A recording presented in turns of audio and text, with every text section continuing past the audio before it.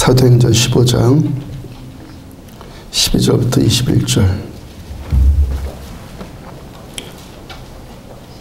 한 절씩 교독하였습니다. 온 무리가 가만히 있어 바나바와 바울이 하나님께서 자기들로 말미암아 이방인 중에 행하신 표적과 기사에 관하여 말하는 것을 듣더니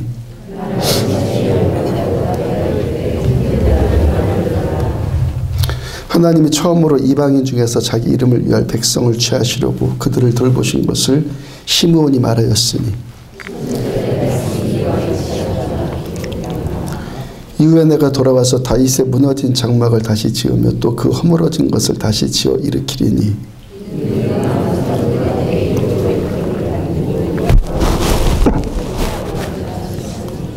즉 예로부터 이것을 알게 하시는 주의 말씀이라 함과 같으니라.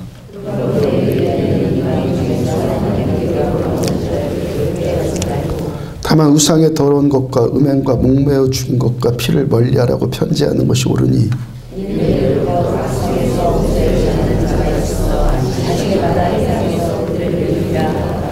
아멘. 종된 자의 주인됨, 종된 자의 주인됨이라는 제목으로 사도행전 204번째 말씀 전해드리도록 합니다. 우리 교회 이 구형 스타렉스 신형 하나에 구형 하나 있잖아요. 구형 스타렉스가 개척 멤버입니다. 개척 멤버. 개척하기 직전에 어떤 분들이 저에게 승용차를 한 대 사주셨는데 개척하면서 그 차를 팔고 대신 스타렉스를 구입해서 지금까지 저와 함께 여기까지 오고 있어요. 그렇게 지금 횟수로 12년째 저와 함께 하고 있단 말입니다. 저것이 그래서 물건인데도요 가끔 정이 느껴질 때가 있어요. 저 차가 지금 보편적인 차의 수명으로 한국 차들의 수명으로 지금 마지막 사명을 마지막으로 감당하고 있는 것 아니겠어요? 마지막 사명 감당한 일 가운데서 가장 잘한 일이 있습니다. 가장 잘한 일이 제 아내가 운전 배우는 일에 기꺼이 헌신해 준 거예요. 저 차 고생 많이 했거든요. 아내 면허 따는데. 강릉은 이 부모가 아이들 직접 차 태워주면서 챙겨야 되는 경우들이 주로 그렇잖아요. 우리 교회 개척하고 나서 당시 유치원생이었고 초등학생이었던 아이들을 줄곧 제가 챙겼단 말이에요. 제가 아침에 데려다주고 끝나면 또 데려오고 학원도 또 데려다주고 그러다 점점 교회 규모가 커지고 제가 할 일 더 많아지고 특히 우리 교회가 여기로 통합할 때쯤에는 야 이제 더 이상 내가 못하겠다. 더 이상 안 되겠다. 싶었어요. 그래서 아이들 픽업하는 문제를 아내에게 맡기기로 하고 그리고 아내가 운전면허를 따기로 했어요. 신기하게도 20일 만에 면허를 따더라고요. 그것도 또 스타렉스 몰아야 되니까 일정 보통에다가 수동으로 또 면허를 땄어요. 도로주행 실습까지 어느 정도 끝내고 그 다음부터 또 제가 또 실기 강사가 또 되어줬잖아요. 남편이 아내의 운전 가르쳐주다가 이혼까지 하는 경우도 있다고 하던데 그 일까지도 제가 무사히 잘 마쳤습니다. 그러다가 몇몇 성결교회 선배 목사님들, 동료 목사님들께 들려온 이야기가 신통방통하다는 거예요. 스타렉스가 남성 위주로 만들어진 차라고요. 거기다가 또 수동이니까 클러치까지 또 밟아야 되잖아요. 그 아내가 이 작은 책으로 스타렉스를 운전하려고 하니까 운전석으로 바싹 운전석을 당겨야 되고 그러니까 사람들 눈에 그 운전하는 모습이 금방 눈에 띄는 거예요. 그러니까 조그만 책으로 비교적 큰 차인 스타렉스를 몰고 다니는 모습이 목사님들 눈에 띄면서 신통방통해 보인 것 같아요. 아무리 차가 크고 힘도 셀지라도 운전대를 장악하니까 그 왜소한 사람에 의해서 움직여지잖아요. 맹렬하게 달리는 말로부터 시작해서 바퀴 12개 달린 뭐 큰 트럭 요즘에 12개까지 달리더라고요. 또 하늘에 나는 비행기까지 다 사람들의 손발, 우리의 손발에 의해서 그 움직여지잖아요. 그 다음에 이 운전하는 자들, 운전수들의 손발을 움직이는 운전수는 또 누구죠? 운전수의 손발을 움직이는 운전수도 누구예요? 사람의 정신이죠. 사람의 생각. 데살로니가전서 5장 23절을 보면은 평강의 하나님이 친히 너희를 온전히 거룩하게 하시고 너희 온 영과 혼과 몸이 우리 때 흠없게 보존되기를 원하노라.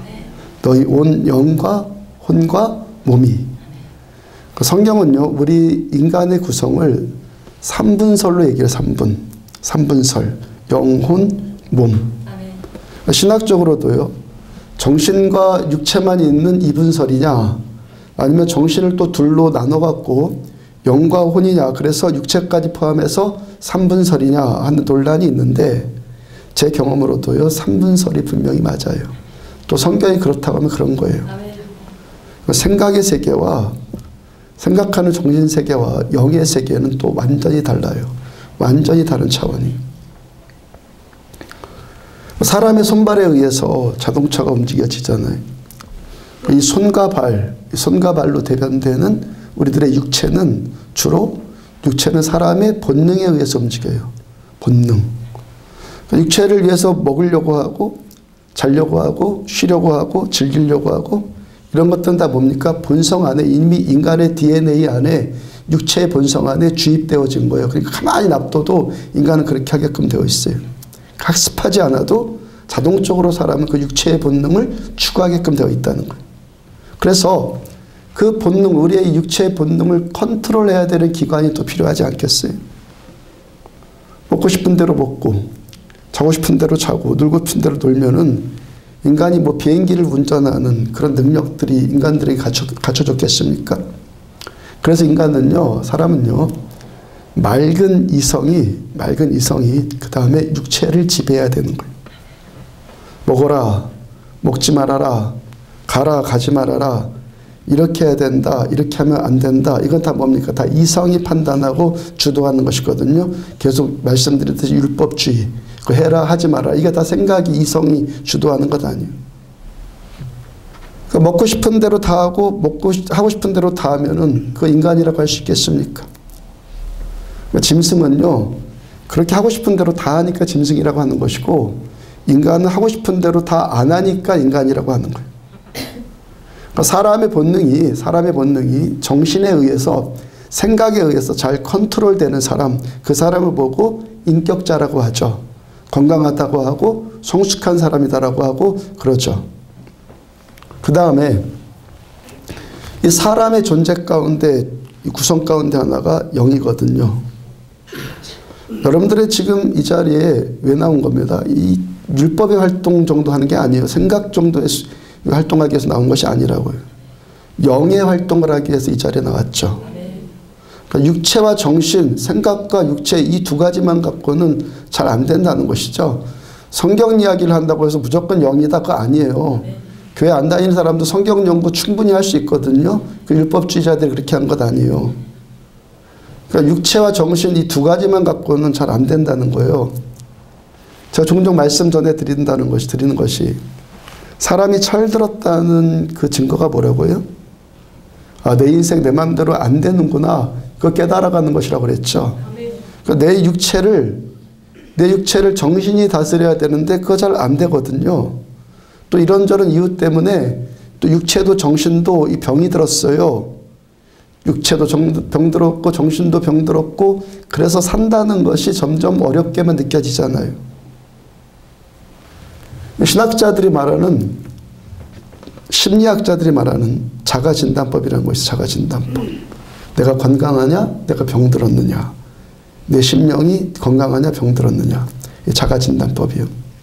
그러니까 내가 심리적이고도 정신적인 상태가 어떤가, 나의 인격 상태에 대해서 스스로 진단해 본다는 거예요. 첫 번째로 편협적인 인간이 있어요. 그런 사람은요, 늘 남을 의심합니다. 편협된 사고방식에 갇혀요.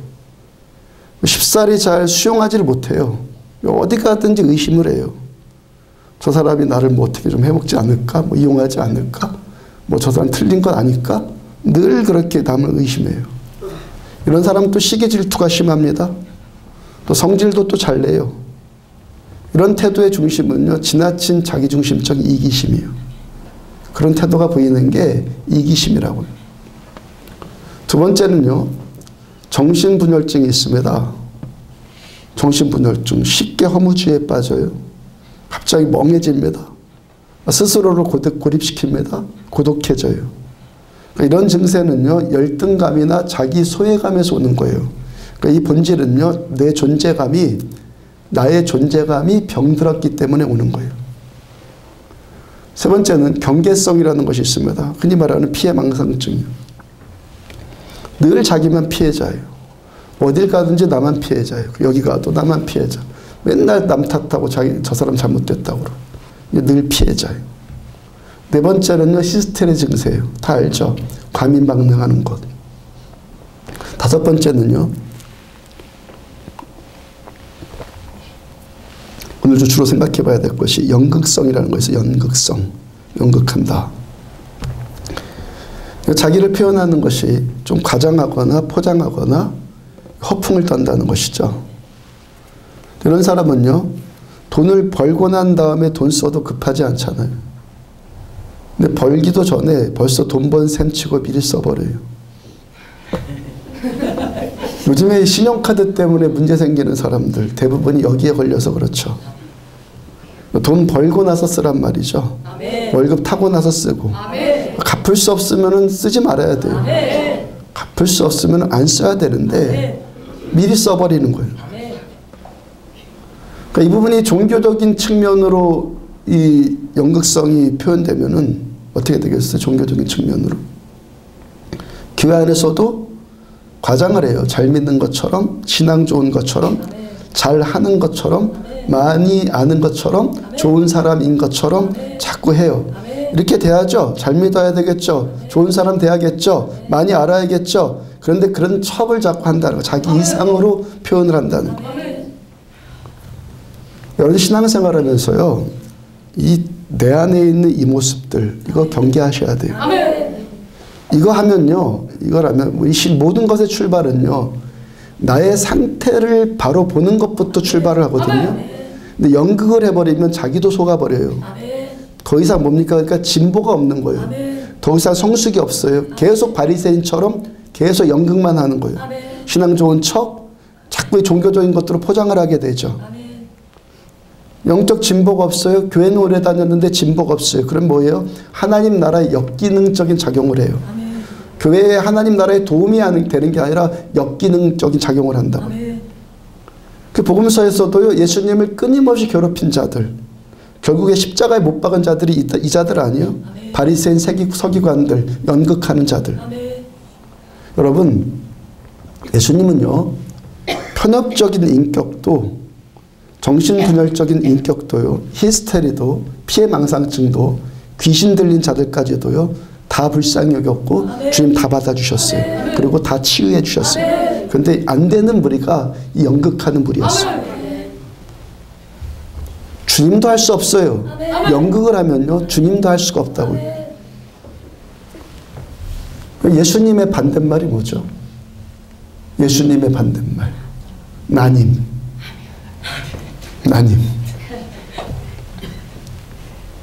어떤 사람 왜 연극하고 거짓말하고 과장합니까?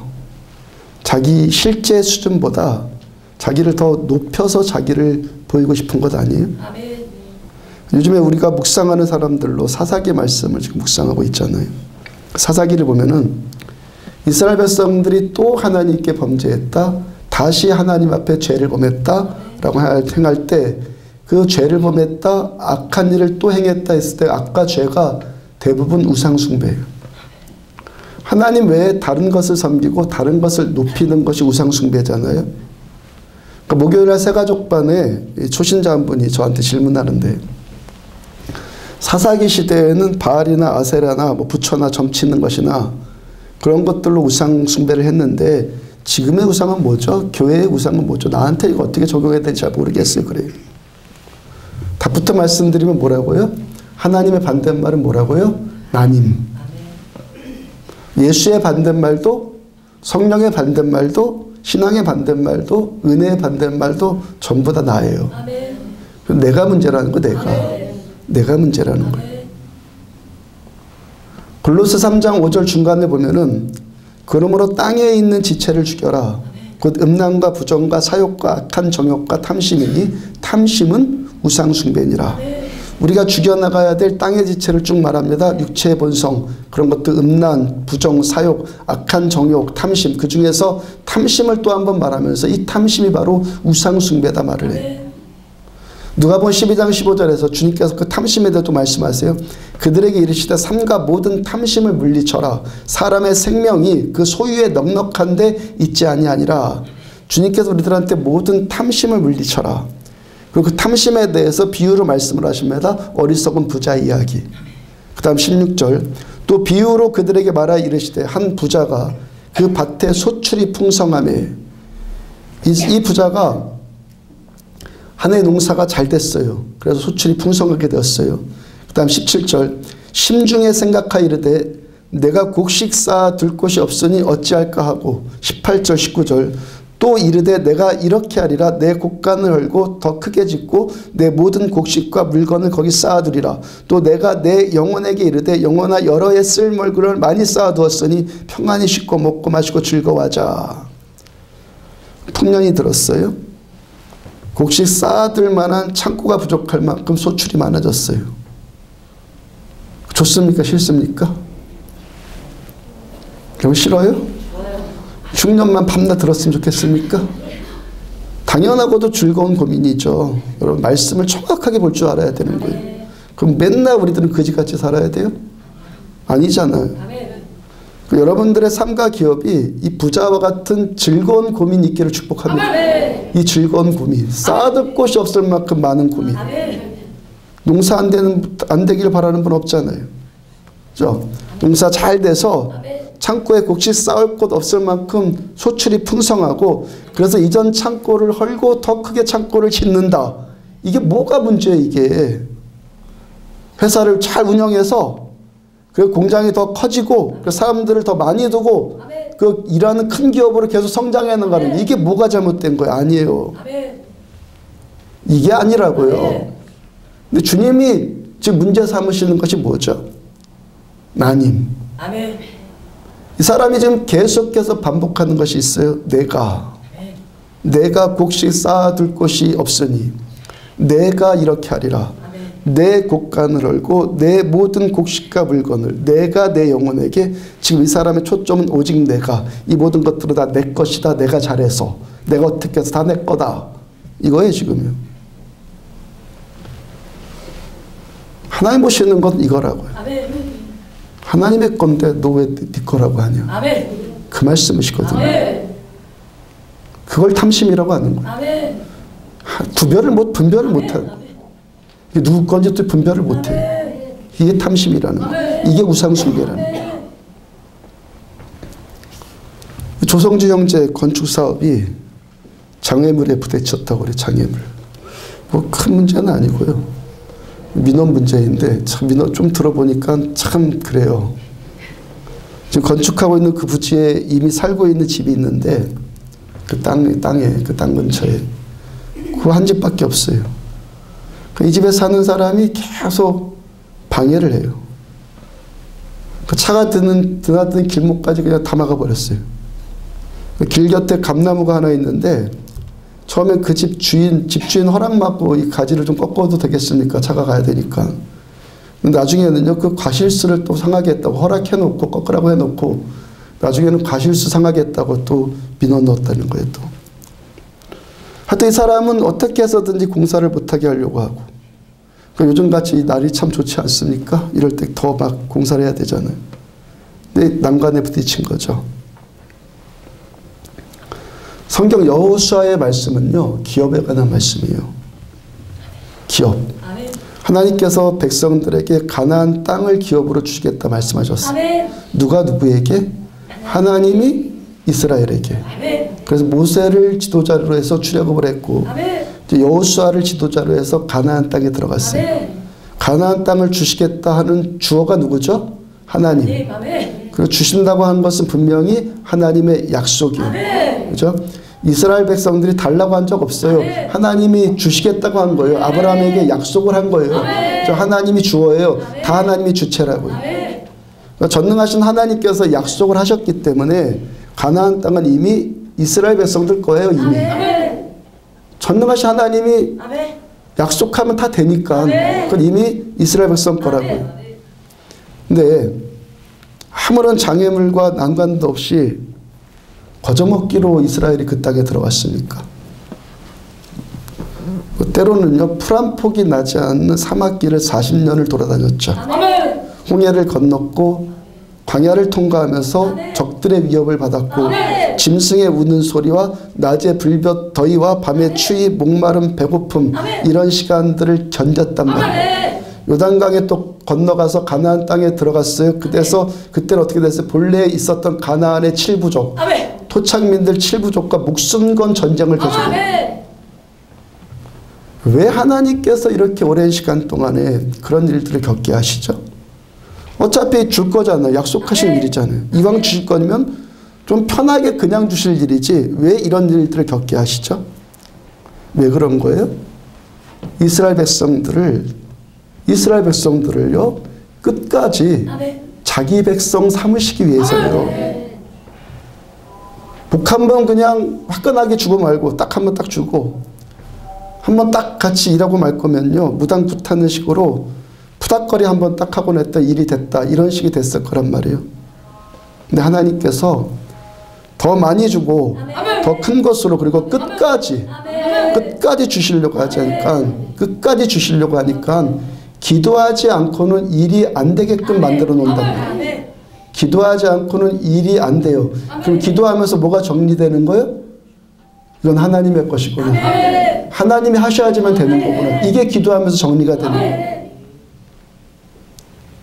농사가 잘 돼서 창고에 곡식 쌓을 것 없을 만큼 풍성하고 그래서 이전 창고를 헐고 창고를 더 크게 짓고 이것이 하나님의 마음 아니에요? 어떤 아버지가 내 자식 못 되는 거 그지같이 거렁뱅이같이 사는 거 누가 좋아해요? 어떤 아버지가 자녀들을 둔 아버지의 마음은요 부요함이에요. 하나님은 우리가 잘 되기를 원하신단 말이죠. 그런데 잘 되고 나서 하나님 버리는 교만한 자 되는 것 전혀 원치 않으신다. 이것도 무엇 때문에요? 우리를 향하신 하나님의 사랑 때문에 끝까지 관계 맺고 버리지 않고 끝까지 사랑하고 싶으신 하나님의 마음 때문에. 신명기 8장 3절을 보면은 너를 낮추시며 너를 줄이게 하시며 광야를 걷게 걸으면서요.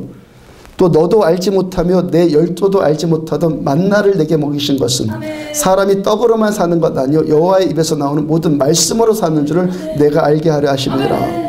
하나님께서 광야 40년 동안을 거치게 하시고 가나안 정복 전쟁을 치르게 하시고 거기서 하늘만 쳐다보게 하시고 하나님께서 주시는 만나만 먹이신 이유가 뭐죠? 너는 내가 줘야지만 먹고 사는 존재야. 이거 가르쳐 주시는 거예요. 사람이 떡으로만 사는 것 아니요 여호와의 입으로 나오는 모든 말씀 너는 내가 주는 것만 받아 먹어. 그러니까 하나님의 말씀에 순종하면서 살아. 이거 가르치시는 거거든요. 내가 잘해서 가나안 땅 얻은 것 아니라는 거예요. 내가 해갖고 내가 얻었다 내 거다 착각하지 말라는 거예요. 하나님 거예요. 하나님이 주신 거예요. 하나님 말씀하신 것이고 하나님 여기까지 인도하신 것이고 하나님이 매 순간순간 도와주셨기 때문에 이 가나안 땅을 너희가 얻은 것, 이 축복 은혜 받은 것을 알라는 거예요. 알라는 것. 시편 26편 1절을 보면은 내가 나의 완전함에 행하여 싸우니 흔들리지 아니하고 여호와를 의지하여 싸우니 여호와여 나를 판단하소서. 그 다음 11절 나는 나의 완전함에 행하오리니 나를 속량하시고 내게 은혜를 베푸소서. 이 말씀 얼핏 들으면요 금방 은혜되는 말씀이 아니라고요. 내가 나의 완전함에 행했으니까 하나님 나한테 은혜 베풀어 주세요.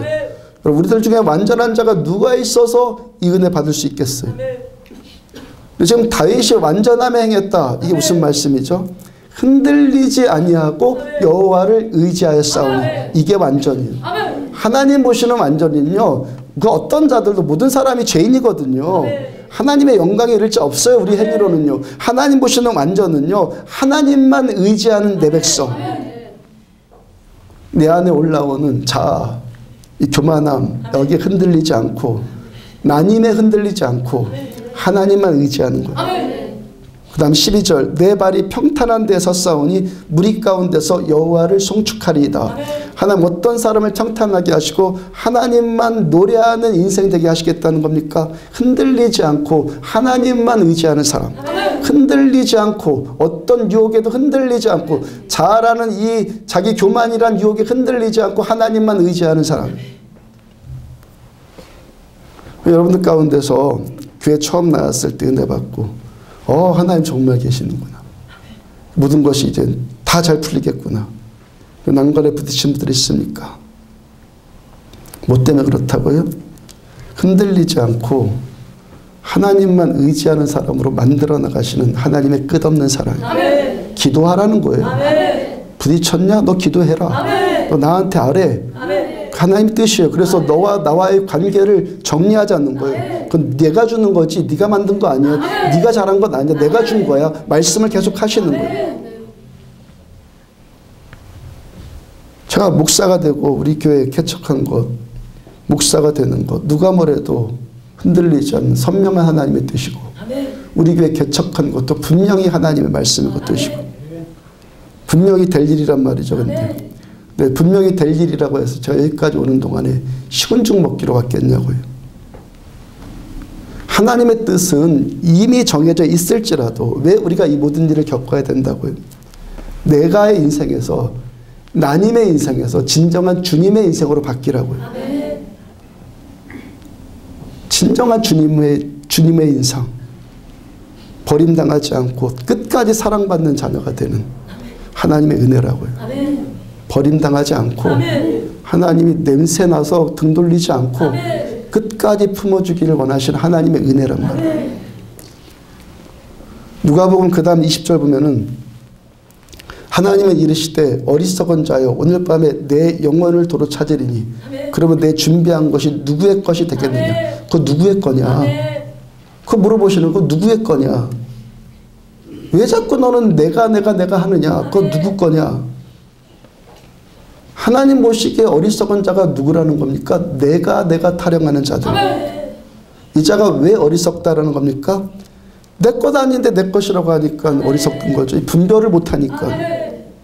어리석은 자여 오늘 내 영혼을 네 생명 내가 도로 찾겠다.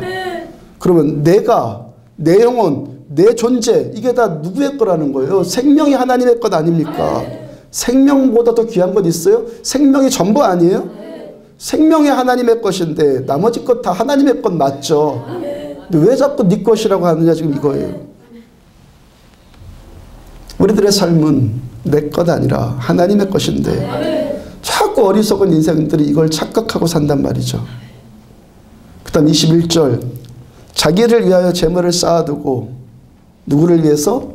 자기를 위해서 재물을 쌓아두고 하나님께 대하여 부여하지 못한 자가 이와 같으니라. 하나님께 부여하지 못한 자가 누구라는 거예요? 자기를 위하는 자. 하나님의 반대말은 자기라고요. 하나님을 믿는 우리에게 있어서 가장 큰 적은 누구라고요? 그 누구도 아니고 나예요. 자신. 탐심의 본질이 뭐라는 겁니까? 자신, 자기를 위함. 하나님과 내가 누구 것인지 분별을 못하는 거, 어리석음에 빠져버리는 거, 그게 탐심이라고요. 우상이 뭐라는 겁니까? 내가 하고 있는 거예요. 오늘 초신자 때는 누구나 그럴 수밖에 없어요. 어떤 사람이 신앙생활 오래 했고 2.1절 알게 되고 1절 하게 되고 그런 소위 영향력이라는 것이 생기잖아요. 사람 사는 세상은 다 그래요. 오래되고 뭔가 좀 하고 열심히 하면 영향력이 생긴다고요. 그렇게 내 위치가 점점 탄탄해지고 있는데도 이 부분이 이 연극성이 치유받지 않으면요. 그 사람은 어떻게 된다고요? 하나님의 나라에 역기능적인 작용을 하게 돼요. 중심 보시는 하나님은 알아요. 사람은 다 속아요. 저 사람 뭐 잘한다. 신앙 좋다. 어쩌고 해도 하나님은 다 보신다고. 먼저 믿은 우리가 이 부분 치유되지 않으면요. 하나님은 세심하신 분이란 말입니다. 다 보신단 말이죠. 이 부분 치유받지 않으면요. 뭐가 또 문제가 생기죠? 나중에 온 사람들, 나중에 믿은 초신자들이 또 그걸 보고 그대로 배운다고. 물론 그런 것도 따라 배우는 사람들 보면은 그것도 또 비슷한 성향 가졌기 때문에 따라 배우던데 하여튼 우리들은요 참된 하나님의 나라가 여기 세워져야 되잖아요. 나부터가 참되져야 되죠. 이 내가라는 유상이요. 하나님 나라를 대적할 만한 강력한 이유가 있거든요. 웬만해서는 쉽게 노출되지 않는다. 인본주의적인 고상함, 착해 보이는 것, 선을 베푸는 것, 바른 생각, 옳은 말, 종교적인 열심, 성경적인 지식 이런 걸로 싹 포장됐기 때문에 쉽게 노출이 안 되는 거예요. 그런 거 나쁘다는 거 전혀 아니죠. 착해야죠. 선을 베풀어야죠. 옳은 말 해야 되죠. 신앙적으로 열심히 해야 되죠. 이제 뭘 말하는 겁니까? 자기를 위해서 하면서 하나님을 위해서 한다고 그거 하지 말란 말이에요. 주님은 다 보신다. 손톱만큼도 그렇게 하지 말란 말이에요. 이스라엘 나라가 신분주의 국가이기 때문에 그 나라에서는 가장 존경받고 대우받는 부류는요, 항상 신앙 좋은 사람이겠죠. 그저 신분주의 나라니까. 그 유대 사회의, 이스라엘 사회의 지도자들은요, 다 신앙 좋은 사람이 될 수밖에 없다고요. 우리들에게 있어서 그러면 이스라엘 사회는 어디죠? 유대 사회는 어디예요? 교회죠, 교회. 여기가 뭡니까? 작은 이스라엘이라고. 여기 교회는요, 인본주의가 아니에요. 여기 신본주의 공동체예요. 사람이 뭘 합의해서 뭐 되는 게 아니라 하나님이 말씀하셔도 되는 거예요, 여기. 신본주의 공동체니까 당연히 대우받고 당연히 존경받는 부류는 신앙 좋은 사람이 될 수밖에 없죠. 당연히 그렇게밖에 될 수밖에 없어요. 저와 여러분들은 신앙 좋은 사람 되어서 정말 대우받고 존경받는 자들이 되란 말이에요. 아멘? 대우받고 존경받으시라고. 이 모습이 저 여러분들의 추구이고 우리 교회의 꿈이란 말이에요. 근데 문제는 뭐라고요? 척하는 게 문제라고요. 바리새인들이 이랬단 말이에요. 바리새인들이 자기한테 부여하면서 하나님께 부여한 것처럼 자꾸 포장을 해요. 이게 뭐갑니까? 멸망에 가증한 것이라고요. 귀신의 통로입니다. 마귀가 여기 들어온 통로라고요. 마귀는 어떻게 해서든지 이 교회를 장악하려고 한단 말입니다. 그 통로가 뭐라는 겁니까? 이 가면 쓰는 거예요. 연극하는 거. 예수님 십자가에 못 박은 원수잖아요. 이것들이. 제가 지금 정신이 병든 사람의 5가지 증세를 말씀드렸는데 위에도 몇 가지가 더 있어요. 그런데 우리들의 아픔이 뭐죠? 아, 저게 잘못됐구나. 다 알죠? 내 안에도 있고 제 안에도 있고 여러분들한테 있잖아요.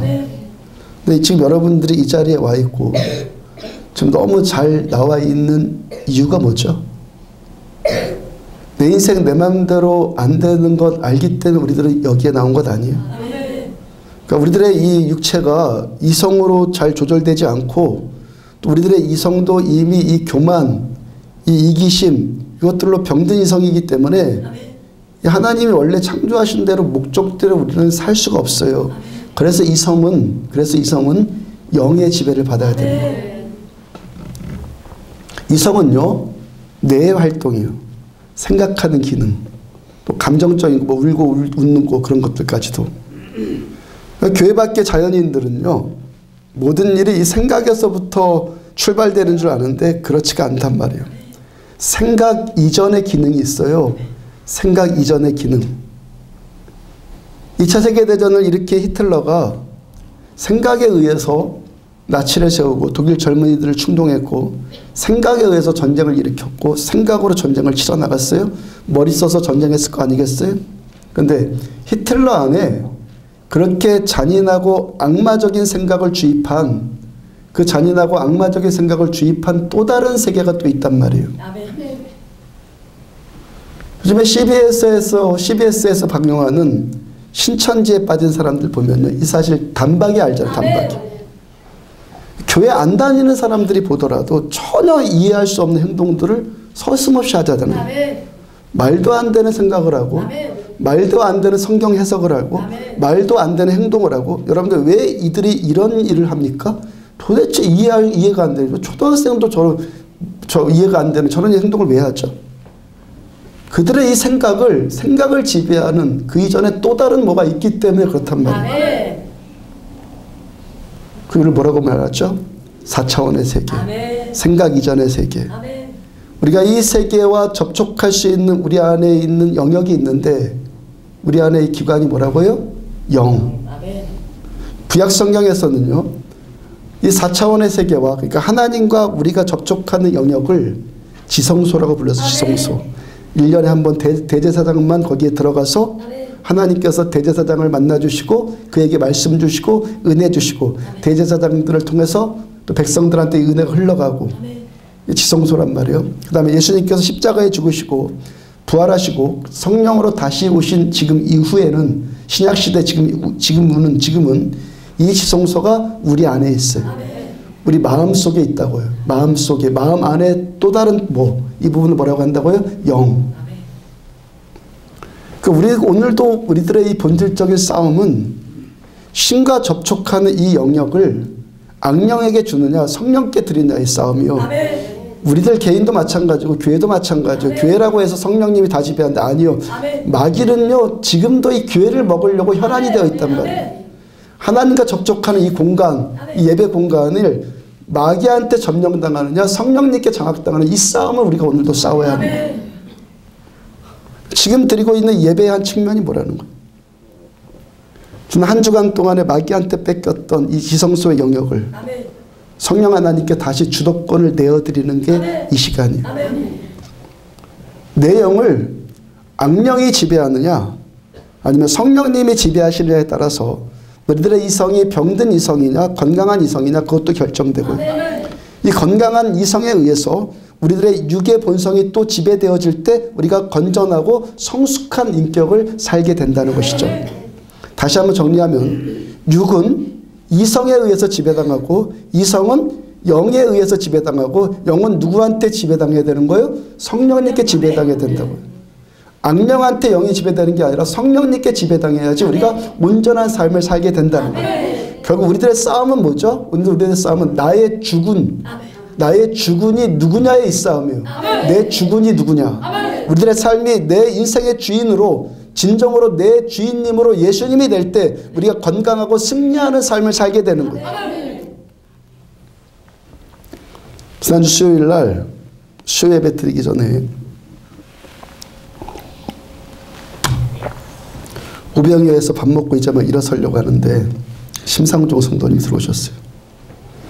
식사하러 오셨어요? 밥 같이 먹어요 하니까 아니에요. 목사님께 드릴 말씀이 있어서요 하는데 목소리가 막 들뜨고 막 흥분되어 있어요.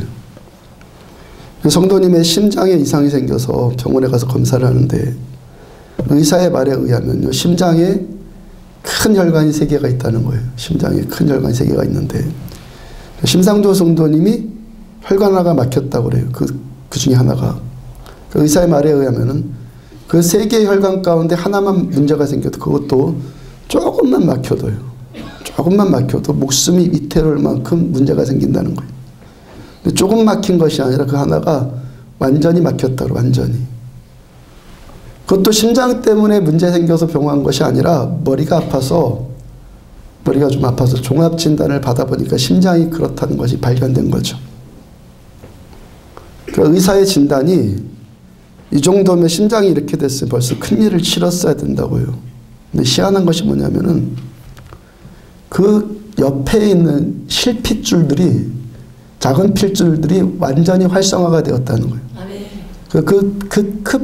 큰 핏줄의 역할을 대신해서 거기로 흐를 것들이 작은 핏줄에 다 흐르고 있다는 거예요. 그 의학계에 의하면요, 이런 경우가 종종 있다고 하는데 유럽 쪽에서는 시술을 해서 큰 혈관을 다시 뚫어야 된다고 말하고 미국 쪽에서는 그대로 둬도 상관없다고 말한다고 그래요. 그래서 다음 주에 의사소견 다시 한번 들어보고 뭐 간단한 시술을 할까 말까 결정한다고 그래요. 석 달 전쯤에 심상동 성도님이 새벽에 기도를 하시는데 성도님의 고백 그대로 하면은 온몸이 500V 이상의 전류에 감전된 것 같고 온몸에 땀이 흠뻑 젖을 만큼 그런 경험이 있었다는 거예요. 그때 성도님이 확신하는 것이 그때 심장의 실핏줄들이 활성화되었을 거라고 자기는 확신한다는 거예요. 저도 그렇다고 믿는 것이 요즘에 제가 프란시스 헌트 목사님의 그 부부가 사역하는 치유 방법이라는 동영상 보고 있다 그랬잖아요. 이분들이 그 동영상을 제작할 당시가 70이 넘었을 때 두 분 다. 근데 세계에서 탑에 가장 탁월한 치유 사역을 이분들이 펼친단 말이에요. 그 남편이신 찰스 목사님이 고백하는 것이 치유 중에서 뭐가 최고 싶냐면 죽은 사람 살리는 거래요. 왜요? 죽은 사람 살리는 것은 사람이 해서 되는 게 아니거든요. 아멘. 전적으로 하나님의 능력이 해야 돼요. 내가 뭐 할 수 있는 거 아무것도 없으니까. 아멘. 완전히 하나님이 하셔야 되니까 아멘. 가장 쉬울 수밖에 없죠. 아멘. 무슨 말입니까? 그만큼 하나님의 능력이, 탁월한 능력이 아멘. 이분들한테 나타난다는 거예요. 아멘. 목사님의 강의 가운데 창조의 능력이라는 강의를 듣게 돼요. 창조의 능력. 보통 아픈 데가 있으면 원래 상태로 회복이 돼서 치유되는 것, 그걸 대부분 알고 있잖아요. 근데 완전히 상해버린 것이 있으면요, 그것 대신에 하나님이 새로운 것들을 창조해 주신다는 거예요. 완전히 상해버리면은 하나님이 그것 대신에 새로운 걸 창조해 주신다는 거예요. 그 부인 목사님도 처음에 젊었을 때 사망 진단 받았는데 그 창조의 능력으로 회복이 됐거든요. 심삼동 성도님 같이 혈관 하나가 막혀버리니까 새로운 혈관을 하나님이 얼마든지 활성화시켜 주신다는 거죠. 장기 하나가 완전히 망가져버리면은 새로운 장기를 창조해 주신다는 거예요. 하여튼 창조의 능력이든 회복의 능력이든 우리 하나님 전능하신 하나님인데 못할 일이 뭐가 있어요. 하여튼 다 하실 수 있죠. 그러니까 심상동 성도님이 어디서부터 지금 이 일이 시작이 되었죠. 어디서부터 일이 시작됐죠. 인간이 내 인생 내 마음대로 안 되는 거구나. 별명이요, 달마라고 했대. 달마. 별명이 달마래잖아요. 생기신 것도 달마 같아요. 부처님 얼굴 좋은 얼굴 아니에요? 좋은 얼굴이라고. 달마라고 불리울 만큼 부처님을 열심히 섬겼단 말이에요. 내 삶의 고통의 문제가 안 풀리고, 그런데 교회 다니는 아내를 보니까 하나님이 정말 계시는 것 같거든요. 함께 교회 나오기 시작을 했는데 새벽에 말씀 듣다가 회개의 은혜가 임했다고요. 말씀이 그냥 우렁우렁 울리면서 희한한 체험을 했어요. 이 목소리가 그냥 이 목소리가 아니라 우렁우렁 울리면서 하여튼 희한한 체험을 했는데, 그래서 회개의 은혜가 임했어요. 그러니까 자기가 이때껏 얼마나 잘못된 인생 살았고 내가 얼마나 악한 죄인인가 이걸 알게 됐어요. 회개가 나온 거죠. 사도행전 2장 28절 보면은 베드로가 이르되 너희가 회개하여 각각 예수 그리스도의 이름으로 세례를 받고 제 사함을 받아라. 그리하면 성령의 선물을 받으리니. 회개하고 죄 사함 받으니까 성령 세례 받는 은혜가 받았죠.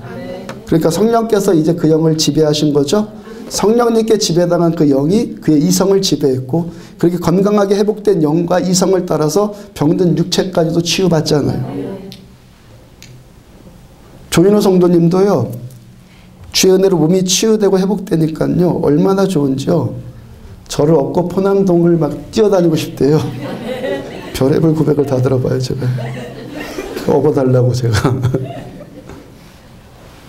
지난주 수요예배 때 설교하면서 말씀 전하면서 성령님이 임하시는 것은 회개의 은혜와 함께 일어난다고 제가 말씀 전하니까 아멘 하시잖아요. 당신의 말로, 그분의 성도님의 말로 나는 초신자라서 아무것도 몰라, 아무것도 모른다고 하는데 체험을 하니까 아는 거예요. 아멘. 아, 내가 이 은혜 받는 것이 회개가 먼저 나오고 나니까 은혜가 임하더라. 이 체험을 하니까 아는 거잖아요. 회개하니까 성령님이 임하시고 그 병든 몸이 치유되는 것, 귀신이 쫓겨나가고 회복이 되는 것, 그거 경험하잖아요. 승리자매는요, 지난주에도 전해드린 것처럼 개척한 지 일주일 만에 10명 가까이 등록하더니요 이번 주도 계속돼갖고 벌써 혼자 어떻게 감당하나 이게 걱정이래요. 혼자 어떻게 감당하나. 선생님 둬야 되는데 교습소로 등록을 해갖고 교사도 못 구하겠고 이게 벌써 걱정이래잖아요. 여러분, 중요한 것은 은혜 받은 것이잖아요. 그 은혜, 왜 은혜를 받느냐 이 문제예요. 왜 주님께서 이런 은혜를 주신 이유가 어디에 있죠? 살아계신 하나님 알았으니까 하나님만 더욱더 의뢰하는 복을 살라는 거예요. 너 육체가 건강하게 회복됐냐? 그거 내가 치유해 준 거다. 너 삶이 회복됐냐? 그거 내가 한 거다. 이 말씀이거든요. 이 말씀이라고요. 받은 은혜 소멸되지 않고 그치지 않도록 더 은혜 추구하고 더 겸손하고 더 말씀에 순종하는 삶을 살라는 거잖아요. 우리들의 인생, 하나님 백성들의 인생은 내 마음대로 안 되는 게 축복이라. 그러다가 어느 날 돼요. 뭐란 얘기입니까? 그거 네가 한 게 아니라 내가 한 거야. 하나님이 하신 거야. 그 말씀이에요. 하나님이 하신 네 것 내 것 똑바로 분별을 해. 이 말씀이거든요. 우리 교회가 현실적인 은혜가 임하는 걸 계속 추구하다 보니까 은혜 받는 것도 금방 보이죠? 은혜 소멸되는 것도 금방 알아요. 여러분들은 몰라도 저는 알아요. 하나님께서 왜 은혜 주시냐면 하나님만 인정하고 살라고 은혜 주시는 거예요. 오직 100% 하나님만 인정하라고. 근데 그 목적에 미배되어서요, 감사할 줄도 모르고 교만해지고 말씀에 순종하지 않고 그러면 되겠냔 말이에요. 반대로 하나님의 은혜 주신 목적 그대로 오직 하나님만 나의 인생의 주님 되시고 정말 주인님 되시고 그래서 하나님만 인정해드리고 겸손해서 말씀에 순종하면 말씀에 전적으로 수용적인 자세가 되면은 은혜 위에 은혜더라. 내가 온 것은 양에게 생명을 주려 하고 더 풍성해 주려 하면 계속 더해지는 겁니다. 그치지 않고 계속 되어. 하나님은 무한대거든요. 영원하신 하나님이거든요. 하나님 인색하신 분은 아니에요.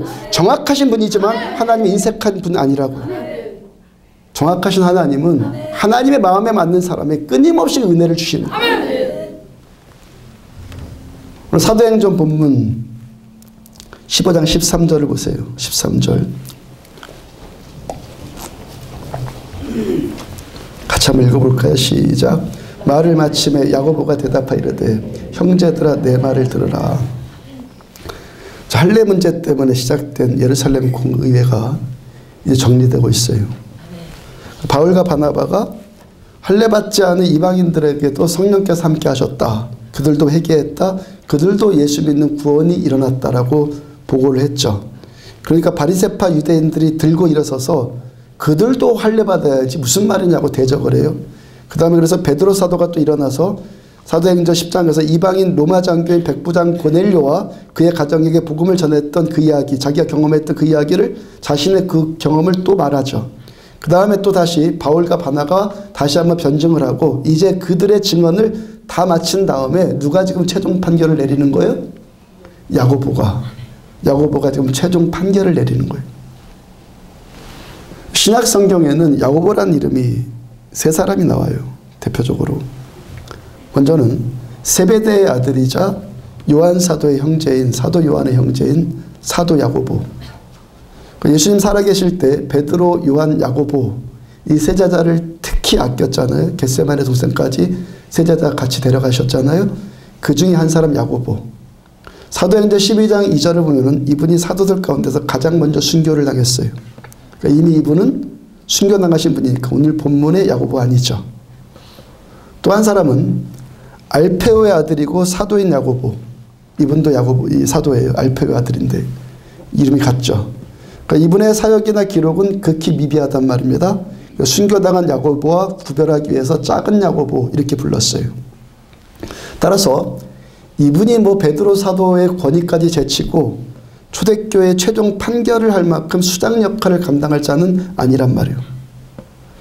어떤 야고보예요? 그러니까 마지막으로 예수님의 친동생이고 예수님 바로 밑에 친동생이고 성경 야고보서의 저자인 야고보.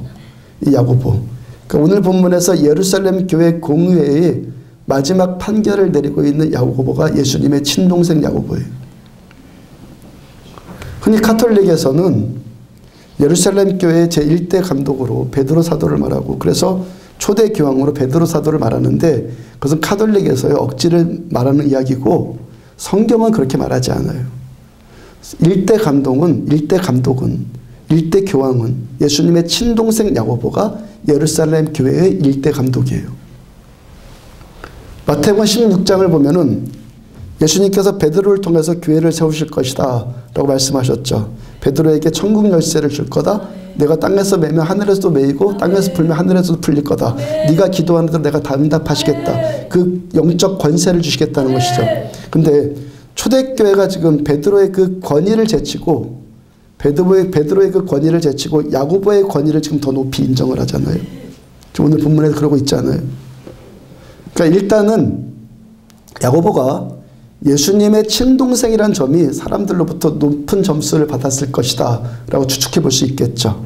예수님 바로 밑에 동생이니까 외모부터 예수님 닮았을 것이고 그의 목소리나 그의 모습을 통해서 사람들이 예수님에 대한 향수를 느꼈을 것이고 그랬을 거란 말이에요. 근데 그 정도만 가지고 예루살렘 교회가 베드로 사도를 제치고 야고보를 초대교회 수장으로 세울 리가 없단 말이에요. 그 정도만 갖고는.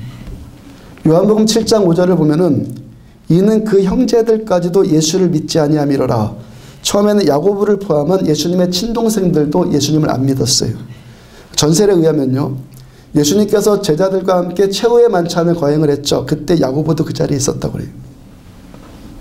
주님께서 제자들과 함께 떡과 포도주를 나누면서 이건 내 살과 피니까 받아 먹어라 말씀하시면서 십자가에 죽임당하신 십자가에서 죽으실 예수 믿는 자만 구원받는다는 심각한 종말론적인 메시지를 전해요. 이때 그 동생 야고보가, 친동생 야고보가 안 먹겠다고, 나는 안 받아 먹겠다고 나가버렸다고 그래요. 형님의 그 능력과 그 지혜를 가지고 얼마든지 지금 로마를 엎고 로마에 압제당하고 있는 이 나라를 구원할 수 있는데 밤낮 십자가에서 죽는다만 소리만 하니까 이게 못마땅한 거예요. 그래서 답답해진 겁니다. 그래서 나가버려요. 야고보의 또 어린 시절을 또 생각을 해봐요. 그때 당시의 사람들이 예수님 십자가에 못 박히시고 부활하시고 성령 받기 전에 그 이전의 사람들이 예수님의 그 동정녀 탄생을 믿는 사람이 누가 있겠어요? 예수님께서 남자를 모르는 동정녀 마리아의 몸을 빌려서 성령으로 잉태했다. 이 사실을 믿는 자가 누가 있겠냐고요. 그러니까 당시 나사렛 사람들의 눈으로 보면요, 예수님은 어떤 존재예요? 저건 아버지도 누군지 모르는 사생아였다고요. 물론 마리아의 남편이 요셉이 그 사실을, 그 성령으로 잉태한 사실을 그들은 믿었고 자기가 난 자식같이 분명히 그렇게 했을 거예요. 그런데도 세상에 비밀이라는 게 없잖아요. 예수님이 사생아라는 소문이 떠돌았을 거고, 따라서 야고보의 어머니 마리아, 그죠? 예수님의 어머니 마리아, 야고보의 어머니 마리아는 어떤 여인이었죠? 별로 품행이 단정치 못한 어머니. 당시 처녀가 임신을 하면요, 돌로 쳐 죽였단 말이죠. 그만큼 엄격한 사회였어요. 그러니까 야고보는 어머니에 대한 뭔가 좀 떳떳하지 못한 마음이 있었고, 또 형님 예수와 자신은 또 아버지가 다른 또 처지잖아요. 아버지가 달라, 형님과 나는. 거기다가 마가복음 3장 21절을 보면은 사람들이 예수님을 다 미쳤다고 조롱하고 친척들까지도 그 사실 때문에 다 들고 일어서서 예수를 잡자 막 그러려고 그래요. 그러니까 피해망상증이나 열등감, 어떤 위축됨, 사람들의 어떤 태도의 수근거림에 대한 과민 반응, 그런 건 있을 법하잖아요. 무엇보다도 자기 스스로 하나님의 아들이라고 말하는 형님에 대한 믿음 자체가 없어요. 그랬던 야고보가 어떻게 해서 예루살렘 교회의 이 초대 감독이 될 만큼 베드로 사도의 권위를 제치고 초대 감독이 될 만큼 인정받는 자가 되죠. 야고보가 예루살렘 교회의 감독으로 30년가량 사역을 했고, 그 다음에 야고보 역시도 대제사장들과 바리새인들에 의해서 순교를 당해요.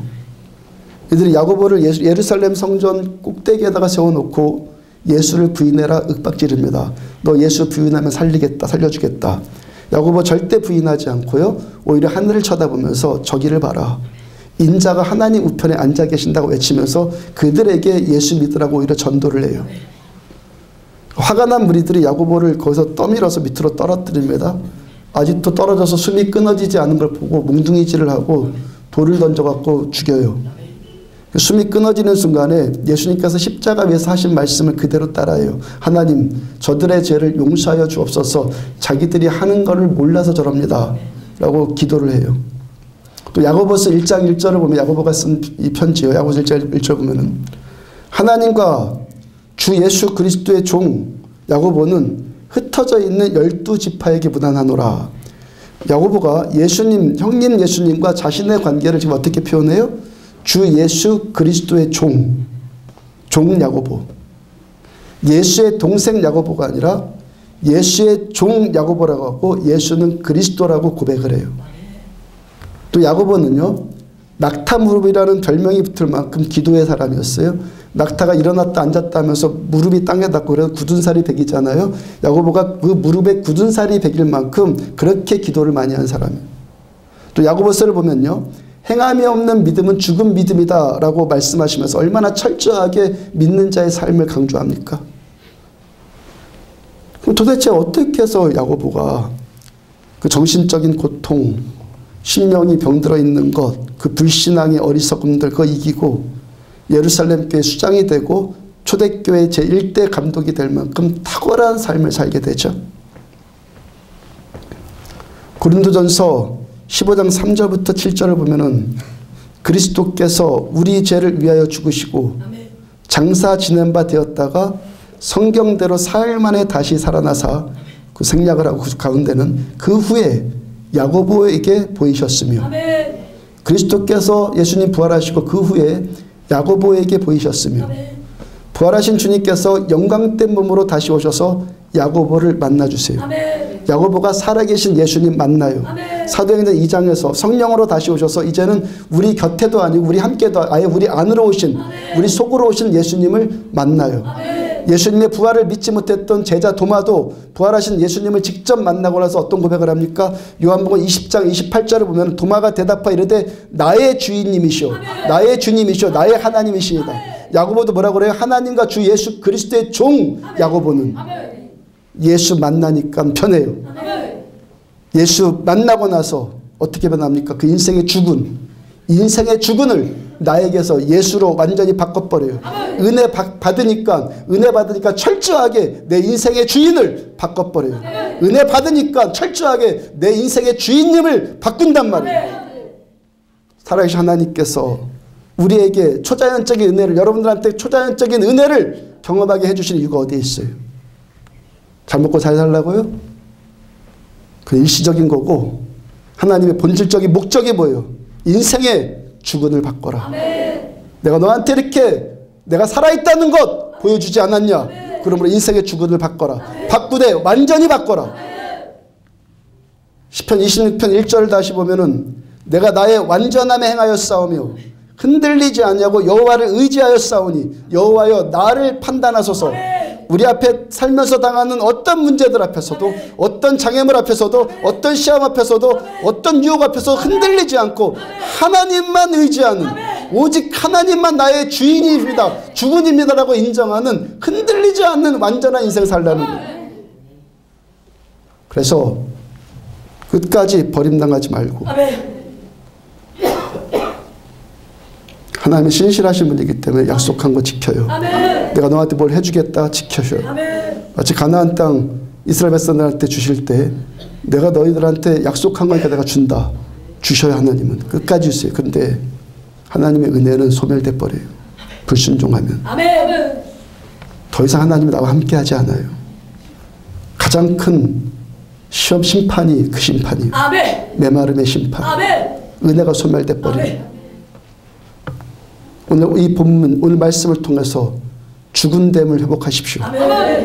여러분들의 인생 여러분 것 아니고 여러분들의 것 여러분의 것 아니고 여러분들의 생명 여러분의 것 아니고 다 주님의 것이에요.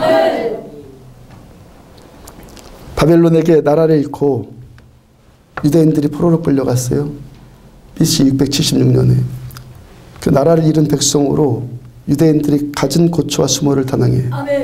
그러다 하나님께서 페르시아의 고레스를 통해서 이들에게 자유를 주었고 다시 고국으로 돌아가게 했어요. 다시 유대 땅으로 돌아온 이들에게 하나님께서 무너진 예루살렘 성전을 다시 수축해라 라는 말씀, 감동을 주셨어요. 유대인들한테 있어서요, 예루살렘 성전이 무너졌다는 것은 단순히 교회 건물이 무너졌다 이런 게 아니에요. 그들의 인생, 삶 자체가 완전히 무너졌다 이걸 상징을 해요. 반대로 예루살렘 성전이 다시 수축이 된다는 것은 그들의 무너진 인생을 다시 세우고 다시 회복한다는 의미예요. 하나님께서 그들의 인생을 다시 세워주시고 다시 회복시켜 주시기 위해서 예루살렘 성전을 다시 수축해라 라고 말씀을 하시죠. 근데 이제 포로 생활 마치고 고향으로 돌아온 이들, 이들의 정서가 어떠하겠어요? 우리도 8.15 해방 때 그때만 신났지 똑같이 그 노예 근성, 그 포로 근성, 식민지 근성 남아있지 않아요. 아멘. 여전히 노예 근성 남았을 것이고 여전히 피해의식에 붙들려 있었을 것이고 별일도 아니고 혈기 부리고 화내고 그런 편협된 사고방식에 붙들려 있었을 거예요. 아멘. 해봐야 소용없다라는 열등의식 사로잡혔을 것이고 부정적인 사고방식 붙들려 있었을 거예요. 거기다가 이제 포로에서 돌아온 신세인데 가진 게 뭐가 있겠어요? 포로 생활하면서 뭘 잘 먹고 뭘 잘 쉬었다고 몸인들 건강하겠어요? 이제 고국으로 막 돌아와서는 내 집 고치고 내 살 길도 막막한데 어떻게 성전을 다시 짓겠어요? 이때 하나님께서 스가랴 선지자에게 나타나셔서 환상을 보게 하시고 환상을 보여주고 너 뭘 보느냐? 네가 보는 게 뭐냐? 물으세요. 스가랴에게 성전 안에 두는 순금의 등잔대가 보이고 기름을 담아두는 그 그릇이 보이고 기름을 담아두는 등잔과 그릇이 담고 그 기름이 나오는 감람나무가 보여요. 기름 뭘 상징하죠? 성령님을 상징하죠. 성령의 기름 부심. 스가랴가 아직 이 뜻을 이해하지 못하고 주님 이것들이 뭐죠? 물어봐요. 스가랴서 4장 6절 중간에 보면 만군의 여호와께서 말씀하시되 이는 힘으로 되지 아니하며 능으로 되지 아니하고 오직 나의 영으로만 되느니라. 힘이라는 말은 히브리어로 하일인데 군사력이란 말입니다. 집단적인 힘 그걸 말해요. 능력이란 말은요 고아의입니다. 육체의 힘, 강건함, 인간의 지능, 인간의 의지 그런 걸 말합니다. 회복과 치유가 다시 일어서면 여러분 안 되는 인생이 다시 회복되는 것 그거 어떻게 된다는 거예요? 어떻게 된다는 거예요? 군사력이나 경제력이나 사람의 지식이나 지능이나 어떤 힘이나 육체의 강건함이나 강철 같은 인간의 의지나 그런 걸로 되는 것이 아니라 오직 하나님의 영이신 성령님으로만 된다는 거예요. 오직.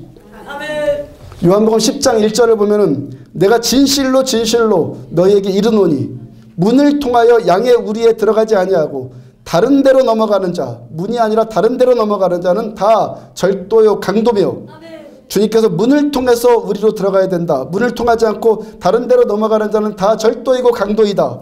그 다음 7절 보면은 나는 양의 문이라. 9절 내가 문이니 누구든지 나로 말미암아 들어가면 구원을 받고 또는 들어가며 나오며 꼴을 얻으리라.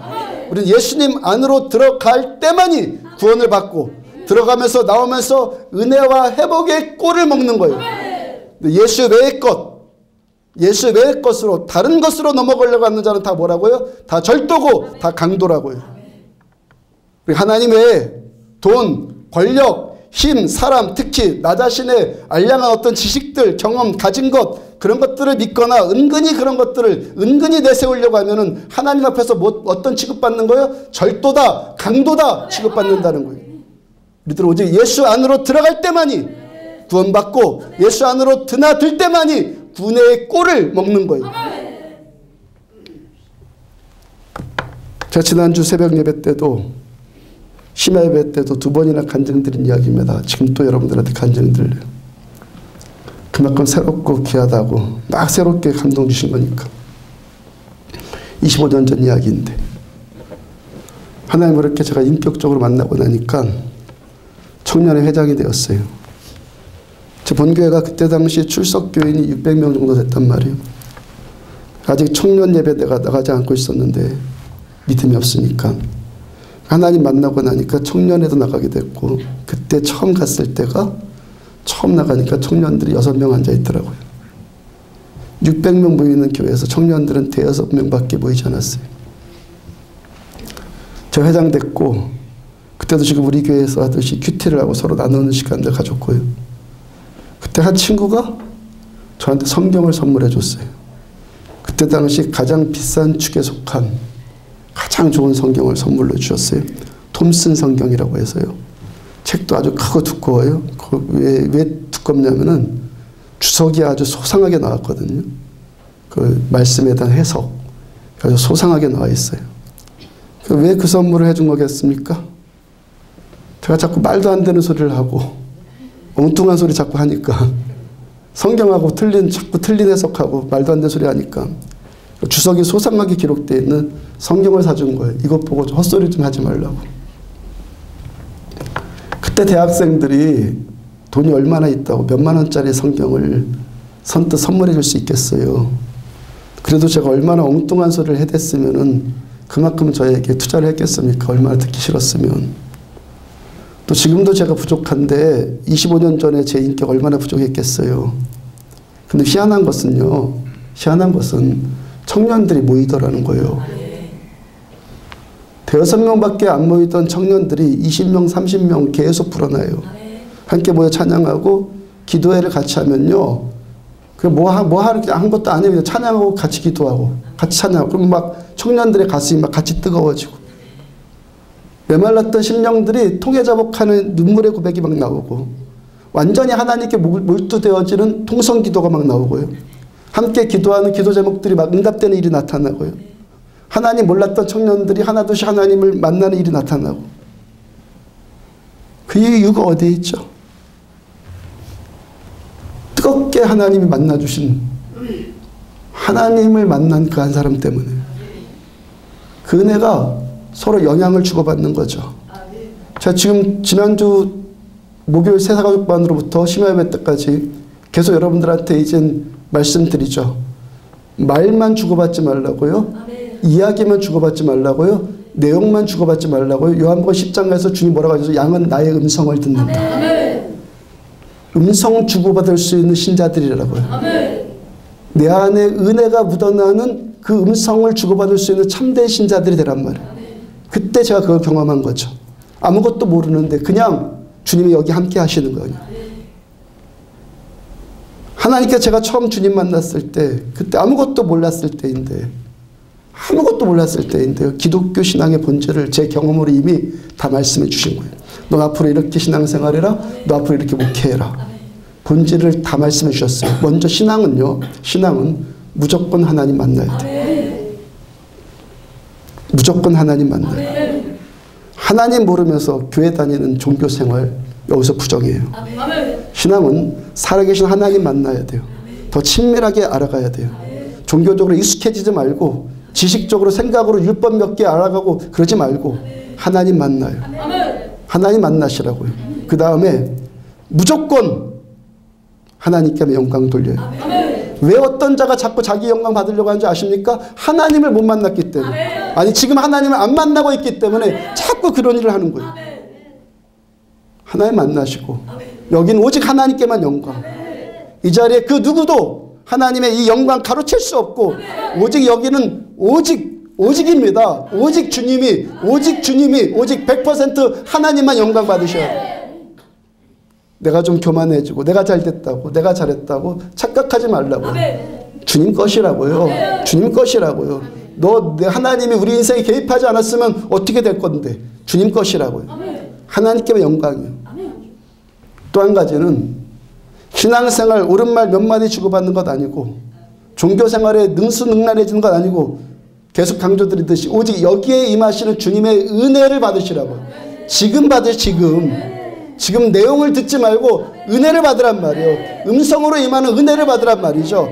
지금 우리가 여기에 모였다는 것, 그러니까 우리가 믿는 자들이 함께 교제한다는 것, 내 안에 임하신 하나님의 은혜가 서로에게 자극을 줄 수 있는 관계가 되란 말이에요. 몇 마디 이야기들, 내용들 주고받는 게 아니라 내 안에 계신 하나님의 은혜가 서로에게 자극을 줄 수 있는 그런 참된 그리스도인들이 되라는 거예요. 요즘에 제 안에서 그때의 향수가 그 향수가 올라온단 말이에요. 아무것도 모르는데도 하나님을 내가 안다는 것 때문에 하나님 만났다는 것 때문에 그냥 은혜가 서로 작용을 하는 거예요. 이게 부흥이구나. 이게 부흥이구나. 이렇게 되잔 말이에요. 주의 시간도 우리들한테 뭘 보느냐, 너 뭘 보느냐 물어보세요.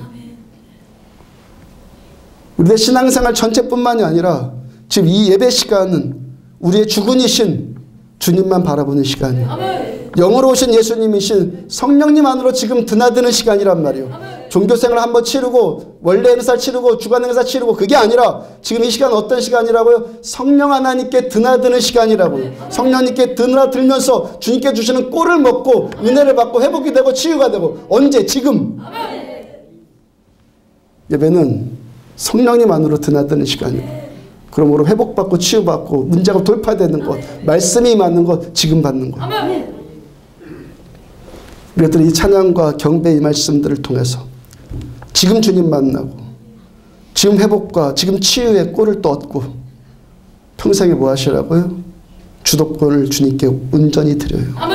내 것 아무것도 없어요. 다 주님의 것이에요. 주님의 주인님 되심을, 주님의 주군 되심을 정말 인정해드리는, 진심으로 인정해드리는 저 여러분들 되기를 주의 이름으로 축복합니다.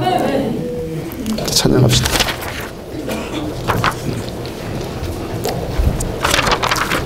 일어서서 찬양합시다. 두 손 들고 찬양합시다. 두 손 들고 찬양합니다.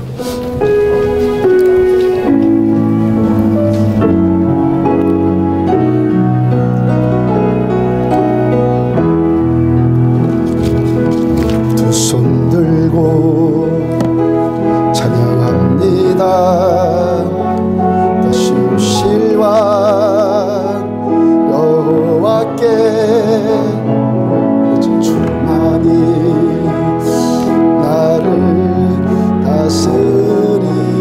하나님께 두 손 듭시다. 하나님은 우리 왕이십니다. 두 손 들고 찬양합니다. 다시 오실 왕 여호와께 오직 주만이 나를 다스리네. 나 주님만을 헛된 마음 버리고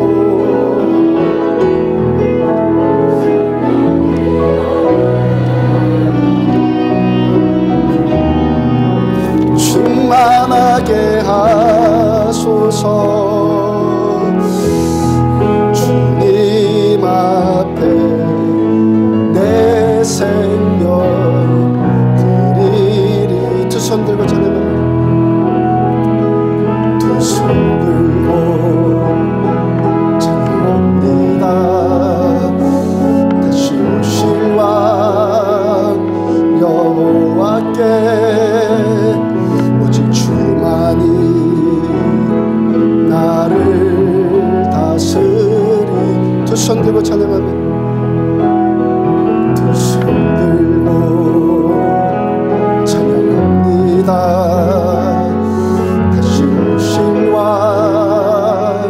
여호와께 오직 주만이 나를 다스리네.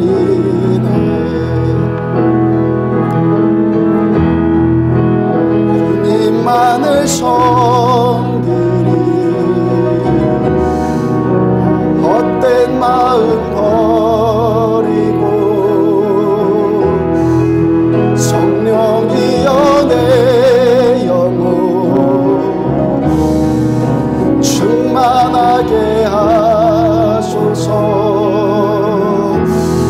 주님 앞에 내 생명 드리. 나 주님만 섬기리. 나 주님만을 섬기리. 헛된 마음 버리고 성령이여 내 영혼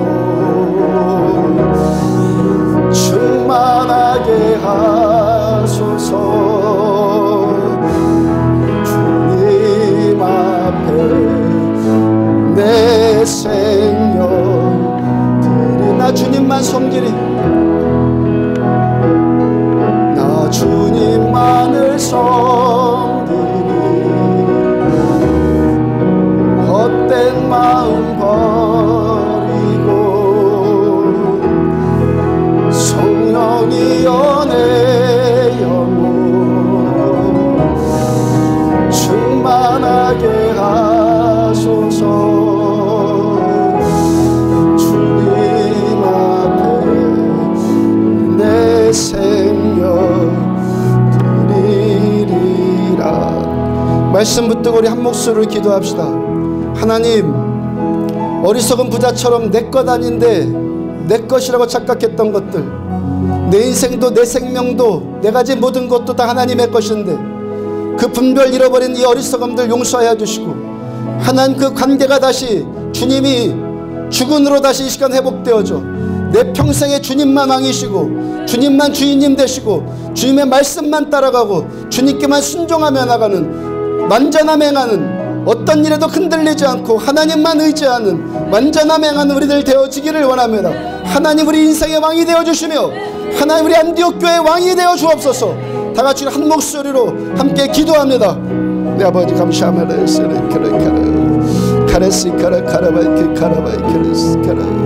내 주님이 좀 긍휼히 여겨주셔서, 아버지 긍휼히 여겨주셔서, 주님 긍휼히 여겨주셔서, 내 주님 긍휼히 여겨주옵소서.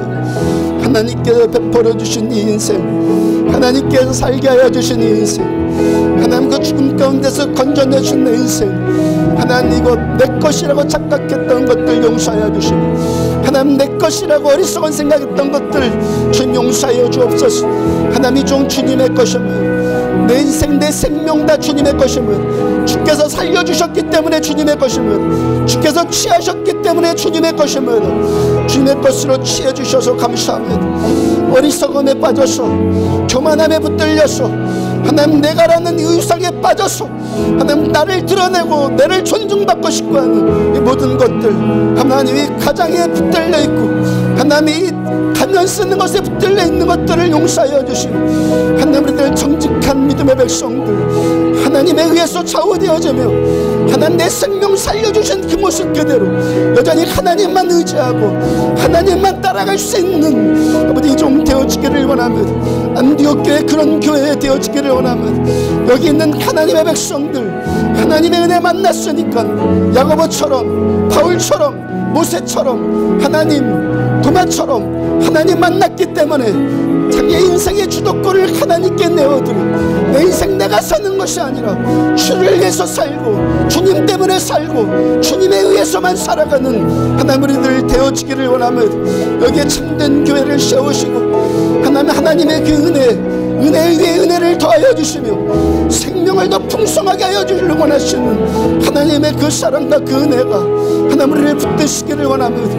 하나님의 그 은혜가 계속해서 우리를 붙들어서 하나님 우리는 은혜가 소멸되어지는 자들, 은혜가 중단되어지는 자들 되는 것이 아니고 여전히 하나님께만 붙들리고 여전히 하나님만 사랑하고 여전히 평생에 주님만 섬기며 주님만 높여드리고 주님만 인정해드리는 우리의 생애 되어지기를 원합니다. 종을 하나님 깨닫게 하여 주셔서 감사합니다. 하나님 여기 모인 사랑하는 성도들 하나님 만나기를 축복합니다. 종교적으로 능수능란한 자들 되는 것 아니라 하나님 만나기를 원합니다. 주님 만나주시기를 원합니다. 하나님을 경험하기를 원합니다. 은혜를 경험하기를 원합니다. 성령 체험이 일어나기를 원합니다. 하나님을 살려주세요. 그래서 우리들 하나님께만 영광 하나님 오직 순수함으로 진실함으로 어린애 같은 마음으로 하나님만 인정하고 하나님만 높여드리고 하나님께만 영광 올려드릴 수 있는 우리들 다 되어지기를 원하며 하나님 우리는 말을 주고받는 관계가 아니라 이야기를 내용을 생각을 주고받는 관계가 아니라 영이 영을 자극할 수 있는 관계 되어지기 원하며 내용이 저 영을 깨우며 내용이 저 영을 살리며 내용이 저 영을 회복시킬 수 있는 이 참된 영적인 관계 예수님 만났기 때문에 수많은 사람들이 회복이 일어났던 것처럼 하나 우리가 살기 때문에 내 곁에 있는 사람들에게 회복을 영을 주는 회복의 은혜를 주는 하나님의 백성들 다 되어지기를 원하며 참되게 우리는 하나님을 믿어 내 주님 우리를 참되게 하나님만 믿는 참 하나님의 백성들 되어지기를 원합니다.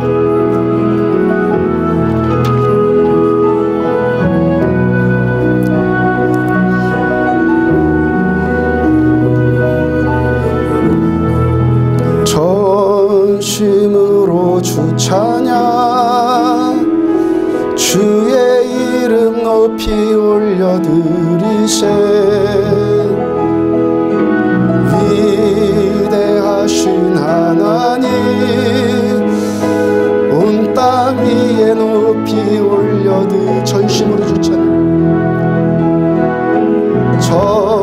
전심으로 주 찬양 주의 이름 높이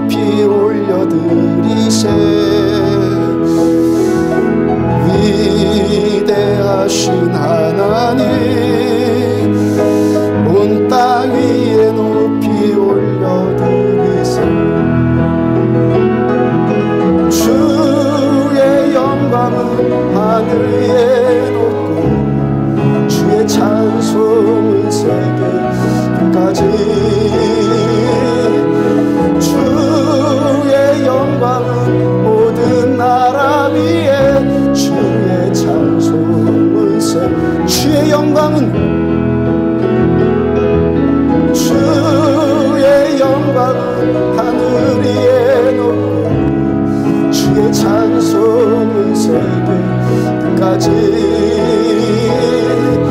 주의 영광은 모든 나라 위에 주의 찬송은 세계 주의 영광은 주의 영광은 하늘 위에 높고 주의 찬송은 세계까지 주의 영광은 모든 나라 위에 주의 찬송은 세계 끝까지 십자가에서 피로 우리들을 사셔서 우리들을 하나님의 소유 삼아주신 자녀 삼아주시고 백성 삼아주신 우리 하나님 감사와 찬양과 존귀와 영광을 주님께만 올려드리옵나이다. 우리 생명 하나님의 것이고 우리 인생 주님의 것이고 우리들의 가진 모든 것들 내 인생 자체가 모두 다 하나님의 것인데 어리석은 부자처럼 착각에 빠져서 내 것이라고 오해했던 것들 교만이 올라왔던 것들 주님 용서하여 주옵소서. 주님 우리를 용서하여 주옵소서. 우리를 용서하여 주옵소서. 이 말씀이 능력이 되어서 오늘 이 아침에 하나님과 우리와의 온전한 관계가 다시 회복되어지기를 원합니다. 주님만 우리의 주님 되시고 주님만 우리의 주군 되기를 원합니다. 내 맘대로 살지 않고 말씀 따라 살겠습니다. 은혜 따라 살겠습니다. 하나님의 은혜 끝까지 받아 누리는 은혜 위에 은혜를 받고 생명 위에 더 풍성한 생명을 받는 우리들의 삶 되어지기를 원합니다. 우리들의 인생 그렇게 되기 위해서 삶의 여러 가지 문제들 겪게 하여 주시고 거기서 기도하게 하여 주셔서 하나님만 나의 주님이십니다. 또 인정받기를 원하신 하나님께 마음껏 주님만 인정해드리는 우리들의 삶, 우리 안디옥 교회 신자들 되어지기를 원합니다. 예물 드렸습니다. 주님 이 예물 받으시고 주님의 것이니까 주님 받으시고 저들의 삶 마음껏 축복하여 주셔서 하나님 창고를 헐고 또 지을 만큼 축복하여 주셔서 하나님의 것 하나님의 영광을 위해서 마음껏 쓸 수 있는 자들 되어지기를 축복합니다. 자녀들 축복합니다. 10대 때 하나님 만나기를 축복합니다. 하나님 만나주시기를 축복합니다. 하나님의 꿈을 꾸고 하나님 나라의 꿈을 꿀 수 있는 자녀들 되어지기를 축복합니다. 병든 자가 있느냐 저는 기도할 것이야로 말씀하여 주신 주님 말씀 그대로 기도합니다. 예수 그리스도 이름으로 나음 받을지어다. 예수의 이름으로 나음 받을지어다. 주 예수 그리스도 이름으로 나음 받을지어다. 예수의 이름으로 나음 받을지어다. 지금은 생명이신 우리 주 예수 그리스도의 은혜와 하나님 아버지의 무한하신 사랑과 성령님의 내주 인도 교통하심이 말씀 붙들고 이 말씀 그대로 하나님만 우리의 전부임을 고백하고 하나님만 우리의 왕이시며 주인님 되심을 고백하고 그렇게 평생 살기로 결단한 종과 사랑하는 성도들의 머리머리 위에 지금부터 영원까지 함께 하시기를 축원하옵나이다. 아멘.